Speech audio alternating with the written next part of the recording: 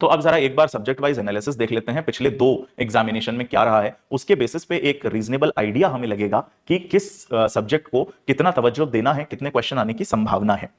अब देखिए ये तो अपन कर ही रहे हैं, लेकिन एक सेपरेट सेशन में मैं चाहूंगा, अगर आप सीरियस हैं सीबीआई एपीपी के एग्जाम को लेकर, तो मैं नेक्स्ट एक सेशन कंडक्ट करना चाहता हूं जिसमें हम क्वेश्चंस देखें एग्जैक्टली, क्योंकि यहां जो मेन चेंज है ना वो लेवल ऑफ क्वेश्चन से है, जिस तरीके के सवाल पूछे गए हैं वो अलग है। डायरेक्ट क्वेश्चंस कम है, कॉन्सेप्चुअल ज्यादा है, स्टेटमेंट बेस्ड क्वेश्चन ज्यादा है, तो वो देखना मेरे ख्याल से बहुत जरूरी है। तो एक सेशन में सेपरेटली अपन उसको भी देखेंगे। अभी पहले ये समझते हैं कि कौन सा सब्जेक्ट कितना इंपॉर्टेंट हमारे लिए होने वाला है। ये वही सब्जेक्ट है जो अब सिलेबस में, इसके पहले दूसरे भी थे, उनको इस लिस्ट में इंक्लूड हमने नहीं किया है।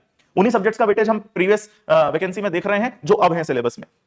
तो देखिए कॉन्स्टिट्यूशन ऑफ इंडिया का अच्छा खासा वेटेज रहा है, इसके पहले की वैकेंसीज में कॉन्स्टिट्यूशन ऑफ इंडिया का बढ़िया वेटेज रहा है ना, इसीलिए कॉन्स्टिट्यूशन ऑफ इंडिया तो आपको अच्छे से पढ़ना है। इसके अलावा अगर अपन भारतीय न्याय संहिता, क्योंकि पहले आईपीसी था ये, अब वो भारतीय न्याय संहिता के नाम से आएगा, तो एक बार 10 क्वेश्चन, एक बार 21 क्वेश्चन, इसका भी अच्छा वेटेज रहा है, ठीक ठाक वेटेज यहां पे आप देख सकते हैं। भारतीय साक्ष्य अधिनियम, इसका भी अच्छा वेटेज है, और बीएनएसएस का भी अच्छा वेटेज है। लेकिन कंपैरेटिवली अगर आप देखें तो भारतीय न्याय संहिता स्टैट्यूट थोड़ा छोटा है इन कंपैरिजन टू भारतीय नागरिक सुरक्षा संहिता बीएनएसएस के कंपैरिजन में, लेकिन नंबर ऑफ क्वेश्चन बीएनएस से ज्यादा आने की संभावना है, क्योंकि आईपीसी से भी ज्यादा है। यहां भले ही नंबर ऑफ सेक्शन ज्यादा है, स्टैट्यूट लेंदी है, लेकिन नंबर ऑफ क्वेश्चन उसके कंपैरिजन में थोड़े कम है। वैसे अगर आप भारतीय साक्ष्य अधिनियम देखेंगे तो लेंदी स्टैट्यूट नहीं है, छोटा स्टैट्यूट है कंपैरेटिवली, लेकिन नंबर ऑफ क्वेश्चन ज्यादा है। तो इस नजर से ही आपको इन सब्जेक्ट्स को पढ़ना है, क्योंकि इधर इलस्ट्रेशन बेस्ड कॉन्सेप्चुअल क्वेश्चन काफी बनते हैं, कहां आपके बीएनएस में भी और बीएसए में भी, भारतीय साक्ष्य अधिनियम में भी अच्छे कॉन्सेप्चुअल क्वेश्चन बनते हैं। अगर अपन सीआरपीसी या बीएनएसएस की बात करते हैं तो वहां कंपैरेटिवली कम है, ज्यादा डायरेक्ट क्वेश्चन बनते हैं, और नंबर इसलिए इधर पे आपको देखने को मिलेगा थोड़ा सा कम।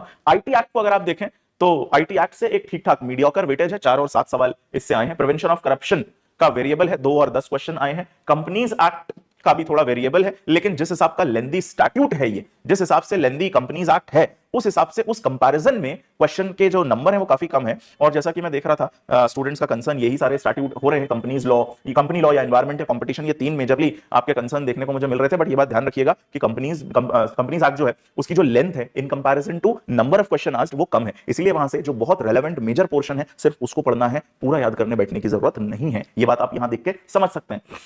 सेंट्रल विजिलेंस कमीशन एक्ट से देखिए 3 और 8 का वेटेज रहा है।